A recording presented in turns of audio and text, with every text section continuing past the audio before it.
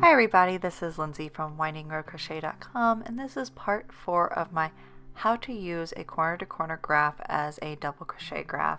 I've already gone over all the tips on the differences you're going to find, getting the right gauge, prepping your graph, and now it's time to actually do our project. I wanted to share a lot of tips and tricks with you so that you can make this project a lot easier. But to make it a lot of fun, I thought I would do a time lapse of me doing this project. Since this is a very small project, you can actually find this graph on my website. I'll put a link in the description box below. It is just for a nice little flamingo wall hanging. And we've already prepped our graph. We've already found out what size hook we need to use to get the gauge right. We're using a size H hook. We've written out our pattern and we are ready to start crocheting. You also want to have a set of scissors on hand. These are my handy travel scissors that I absolutely love. I'll leave a link for them in the description box below. I also like to use my printable yarn bobbins. Those are really handy for color projects like this. And I am using the Red Heart Scrubby Smoothie as my yarn of choice for this project.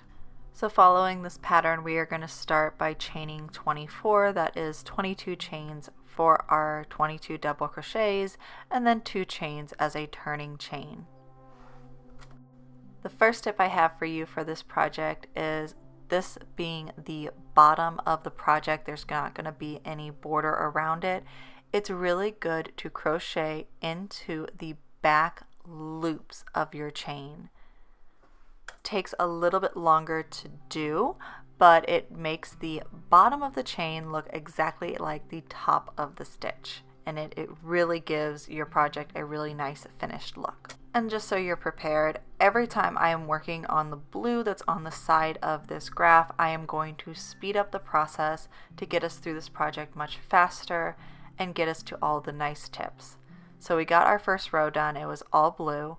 Now we're moving up to the second row. Remember, we are moving from the left to the right on this row. That's why we have our arrows as well as our written pattern to help keep us straight. If you wanted, you could even get a marker or a highlighter and cross out the rows that you've already worked. Now, if you're unfamiliar with changing colors in double crochet, you're going to work half of your double crochet, yarn over with the new color, and complete that last pulling through the last 2 loops with the new color. That is going to be the cleanest way to change colors in your project. Now, I could work over this blue yarn right now, but in order to prevent having to carry my yarn through the middle of all that yellow, carry that blue yarn through the yellow, I'm actually going to drop the blue yarn right now, and I will pick up another blue yarn, which I'm pulling from a separate skein, to work the opposite side of this graph. So I'm using 2 skeins of blue to work this graph. So I have half of my double crochet worked in yellow, and then I'm just going to complete that last yarn over with the blue so that we can change colors over to the blue color. And then I'm just completing the rest of the blue row in blue. So here's a great tip for keeping your yarn from getting tangled while you're turning your work. Put a stitch marker on one side of your work, and that side of the work is always going to come up and over as you turn your work. So then you'll turn it back and forth, and one way you'll turn it and you'll twist your yarn, but then the next time when you turn it, you'll untwist your yarn and keep yourself from twisting it over and over again and getting really tangled up.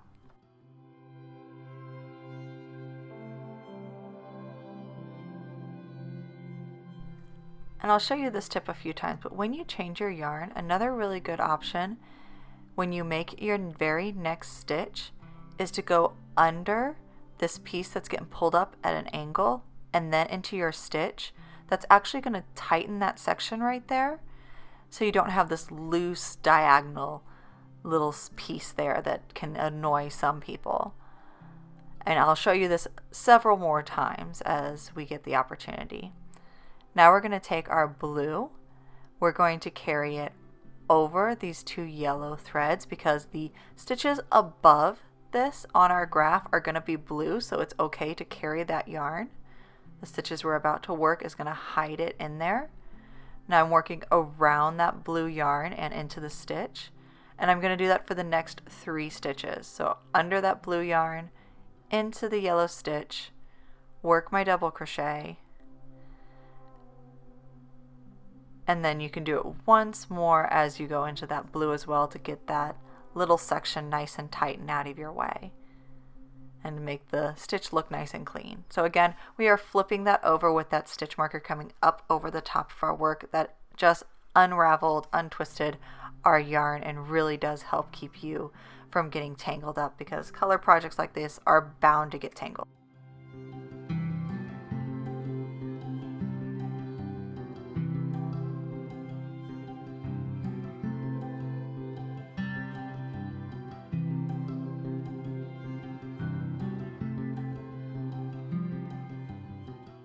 So I wanted to show you an example of when I do not carry my yarn, and I do not carry my yarn if the stitches underneath the yarn and above the yarn are not the same color as the yarn that's carried through.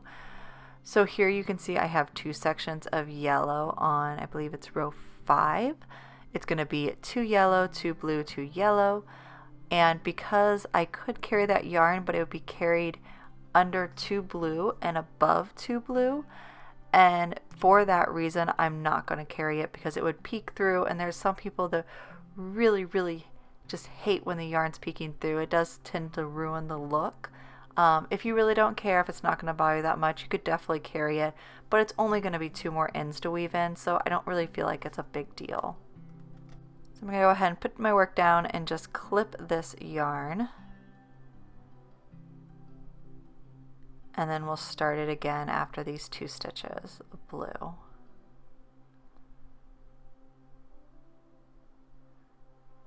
As I've shown in some of the previous videos, I mean, just simply by doing this as double crochet, you're going to have a lot less ends to weave in anyway.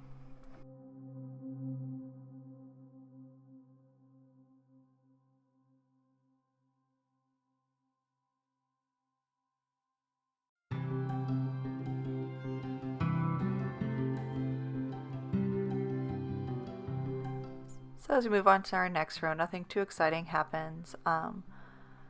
I am showing you again how you're going to go underneath that yarn as you work over it when you're changing colors. That really does help keep everything clean looking, but otherwise we're just going to keep working along this pattern.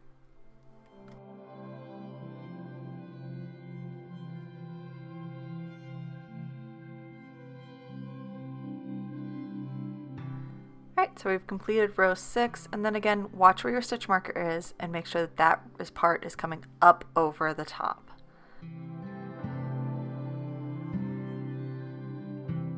So I'm going to carry the blue over 2 stitches of yellow and then work 4 yellow, and then I will slow down and show you how I carry this blue yarn right over here. We're going to pull that over.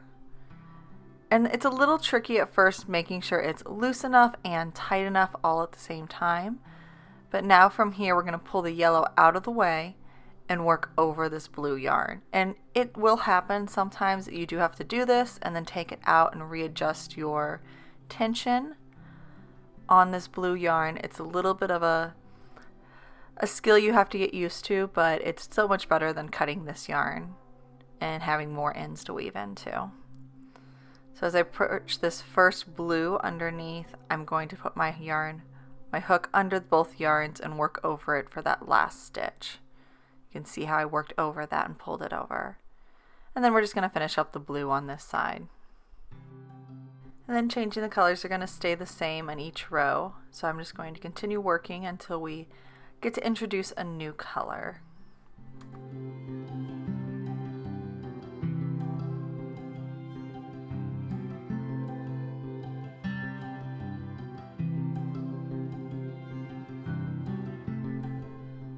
So we've made it to the very end of our yellow.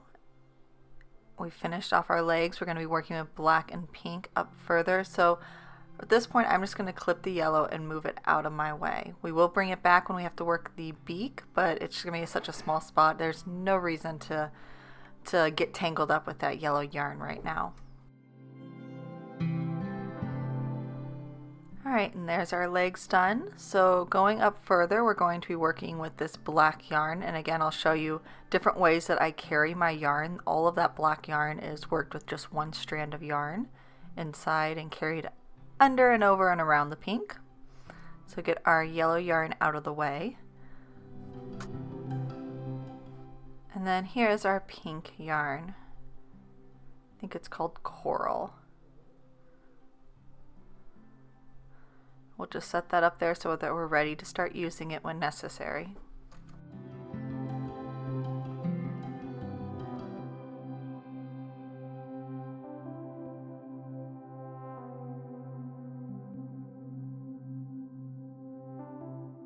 So we're just bringing in the pink yarn here. Working over the blue yarn a little bit where necessary. And then changing back over to the blue yarn and finishing off the row.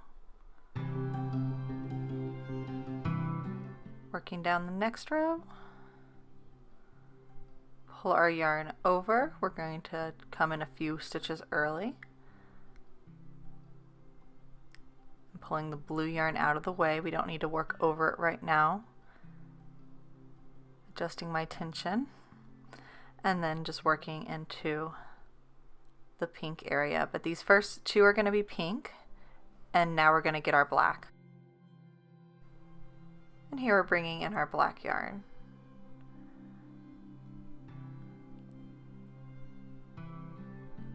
So since we are going to need to have pink on the other side, we are going to be working over this pink yarn here because we're going to have 2 stitches on the other side of the black. And since the stitches underneath the black are also pink, I am going to carry the pink around, because if it had been blue or something else, we'd have probably been able to see it, and that wouldn't have been good. But since the stitches underneath that I'm working this yarn over are pink, it's going to blend right in and you're not going to be able to see anything.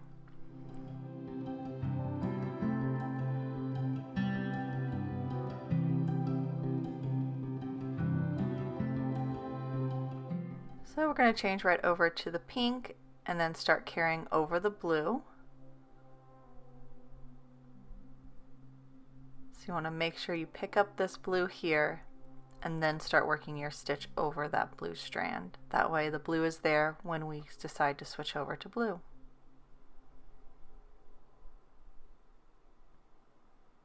And there we go. We'll just finish off the blue.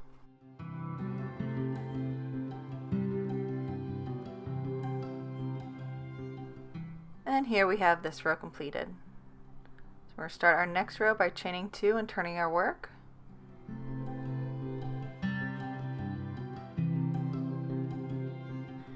So we're pulling in our pink yarn here, and for the next 2 stitches we'll work over the pink yarn and then switch on over to black.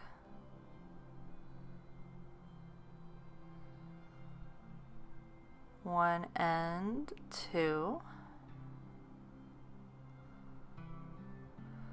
Switch on over to our black yarn, and then for the next 2 rows or 2 stitches we will work over that pink yarn. And I am picking up that last strand of pink yarn because I like to work it into this last stitch.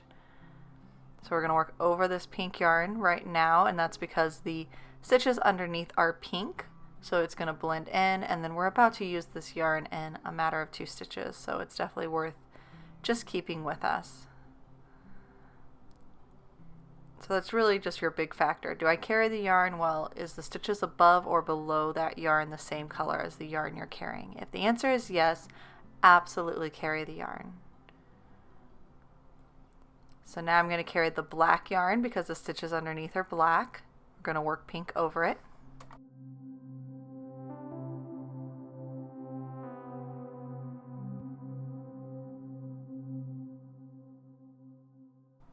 And then we're going to work back over to the black, again carrying our pink yarn underneath this time because we're working over pink stitches.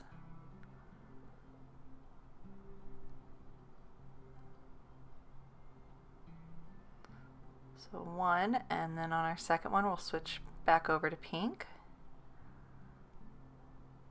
and then work 2 stitches of pink while carrying the blue yarn underneath. That way the blue yarn is there when we need it to switch over. So pull this back, work into the first stitch, work our next stitch, and switch over to the blue yarn and use the blue yarn to finish off this row.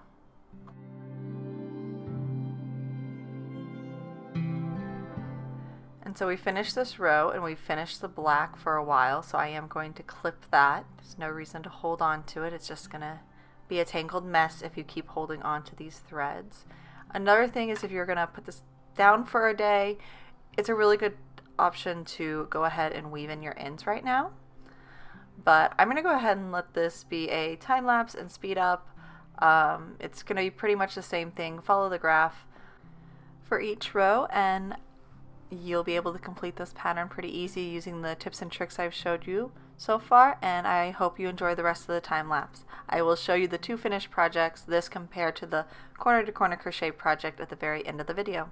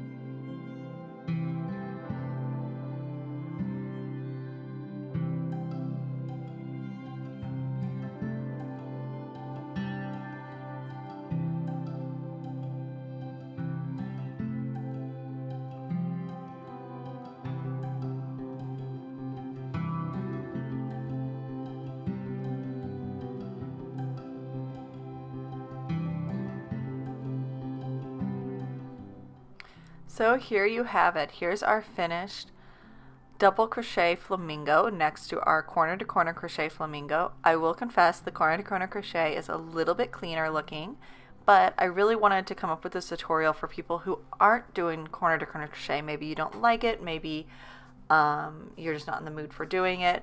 If you don't mind the size difference, again, you could definitely do this in a smaller hook and you'll probably get a little bit cleaner look. But I really hope you enjoyed the tutorial, enjoyed the time lapse. I wanted to do something a little different, and subscribe and like the video if you liked it.